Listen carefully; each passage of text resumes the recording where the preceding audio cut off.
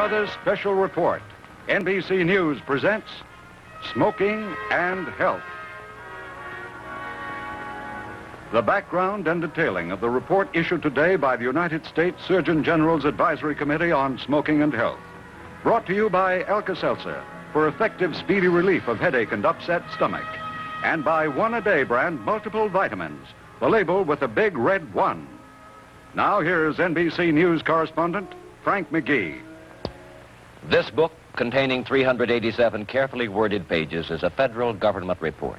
Its title, Smoking and Health, a report of the Advisory Committee to the Surgeon General of the Public Health Service. It was released at noon today, and it says, in view of the continuing and mounting evidence from many sources, it is the judgment of the committee that cigarette smoking contributes substantially to mortality from certain specific diseases and to the overall death rate. That is the basic conclusion. The report says a great deal more, and it leaves a lot unsaid. But its key points are these. Item, cigarette smoking is causally related to lung cancer in men. In comparison to non-smokers, average male smokers of cigarettes have approximately a 9 to 10-fold risk of developing lung cancer, and heavy smokers at least a 20-fold risk. Item, cigarette smoking is the most important of the causes of bronchitis in the United States today and increases the risk of dying from chronic bronchitis and emphysema. Item, it is established that male cigarette smokers have a higher death rate from coronary artery diseases than non-smoking males. Item, high mortality of cigarette smokers is associated with many other cardiovascular diseases, including miscellaneous circulatory diseases, other heart diseases, hypertensive heart disease, and general arteriosclerosis. Item, pipe smoking appears to be causally related to lip cancer. Item, cigarette smoking is a significant factor in the causation of cancer of the larynx. Statistical or not, the case against cigarette smoking was enough to disturb a number of doctors and scientists as early as 1952. Roswell Park Memorial Institute in Buffalo, New York, one of the largest cancer research centers in the world, established a cancer cigarette committee and took the first steps in an anti-smoking direction. To find the culprits in tobacco, Roswell scientists began to assay cigarette smoke in the laboratory. During the past decade, more than 10 million standard-sized brands tested. Here, the Tar Baby, the largest automatic smoking machine in the country. Via a conveyor belt, 600 cigarettes are consumed every 10 minutes, with each puffed once a minute, 2 seconds per puff. Once around the drum for 5 puffs, and then a second circuit. It will take 400 cartons to get enough condensate or tobacco tars to run a series of tests. The cigarettes are injected into the holders by a blast of air pressure and eventually ejected in the same way into a 5-gallon ashtray. The smoke collected is first refrigerated and then dissolved into solution.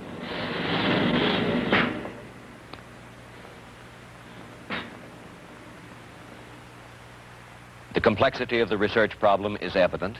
One has to investigate, apart from such obvious things as nicotine and arsenic, more than a dozen chemical bases. In addition, there are more than 24 acids, a dozen phenols, and a whole host of other substances. But the tar is applied to the backs of mice. Lab animals, however, have never been affected by breathing in smoke. But Roswell scientists consider the evidence conclusive enough to yield a clear message to every heavy smoker. So much so, the Institute is distributing some 12,000 posters and matchbooks throughout New York State. So much so that it has removed all cigarette vending machines from its buildings. Roswell staff of lecturers is busy almost every week.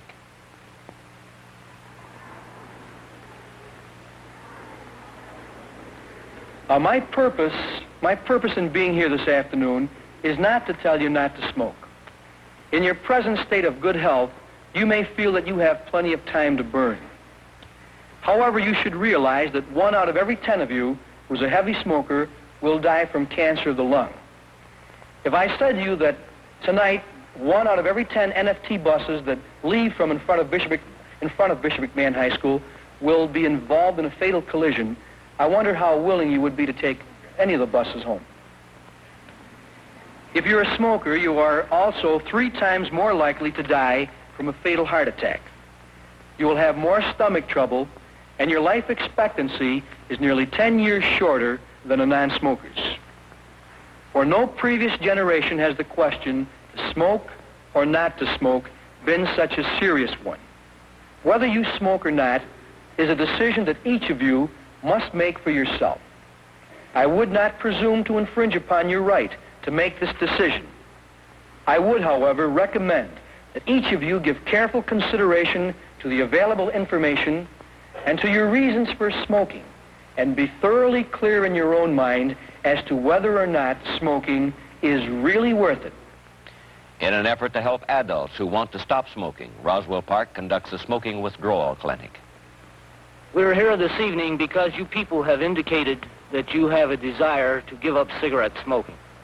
There are many reasons why you wish to give up cigarettes. Some of it is because of the facts concerning the relationship of cigarettes and health that have become aware to you. Some of you wish to give up cigarette smoking because your doctors have recommended that you give up cigarette smoking and you have found it impossible to do so without help. To date, almost 300 volunteers have participated, with twice that number still on the waiting list.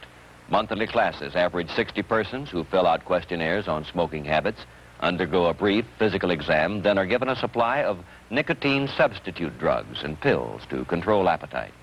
Nothing habit-forming, but it does help get smokers over the roughest period.